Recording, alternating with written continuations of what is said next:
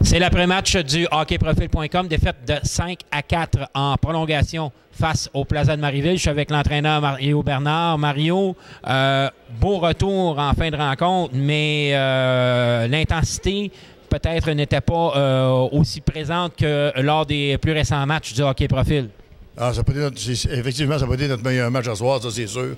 On est sorti soft, qu'on dit, là, mou.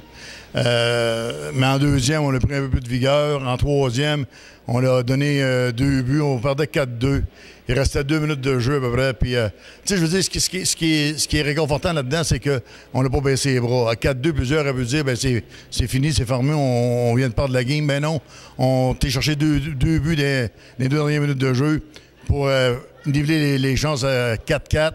Malheureusement, ils ont compté en période supplémentaire, sauf des défaites crève-cœur, sauf qu'on a cherché un gros point que personne n'aurait dit qu'on aurait été chercher ce soir avec 4-2, avec 2 minutes à jouer. Exactement. Puis l'absence de Yannick Tremblay qui a quitté la rencontre quand même assez tôt, ça a une importance aussi là, quand on considère ce que Tremblay a fait depuis le début de la saison. Non, définitivement, Yannick, on dit depuis le début, il est meilleur de match en match. Et ce soir, il s'est fait mal la semaine passée. Et puis ce soir, il a essayé, mais dans le warm-up, c'était pas facile. Mais il a voulu jouer pareil. Tu vois, la preuve que le cœur est là. Puis Yannick aime l'équipe.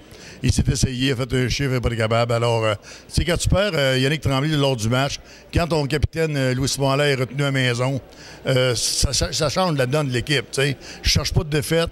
Mais je disais, comme je disais au gars tout à l'heure dans la chambre, il nous manque des joueurs clés, mais on sort tous les manches puis on prend relève. C'est ce qu'on a fait. On a taillé à la game 4-4, mais malheureusement, supplémentaires ont donné le point victorieux à Marieville. Parle-nous de Matthew Murphy qui a quand même connu un excellent match devant le filet. Il a sauvé les meubles à plusieurs reprises.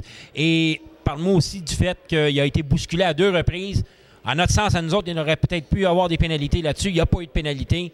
Alors, tes impressions là-dessus? Le règlement, je pense qu'il est clair. Le gardien de but, dans son rectangle, dans son cercle, demi-cercle, tu ne y touches pas.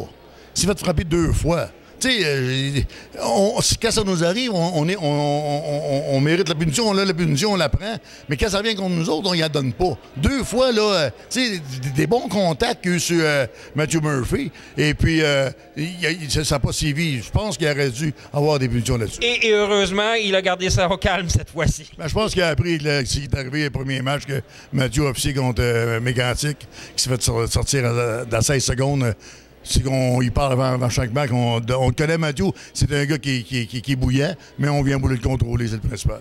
Et là, vendredi soir, grosse commande, alors que là, ce sera un gros affrontement face au Turmel à Lac-Mégantic. Il devrait y avoir une belle ambiance et encore une fois, un match assez intense à prévoir. Ça, c'est sûr. Puis ça va toujours des grosses parties entre Mégantic et nous. Et sur le patinoire, ben, on sait qu'ils sont durs à battre à Mégantic. On va arriver là près, puis on va tout faire marcher le match.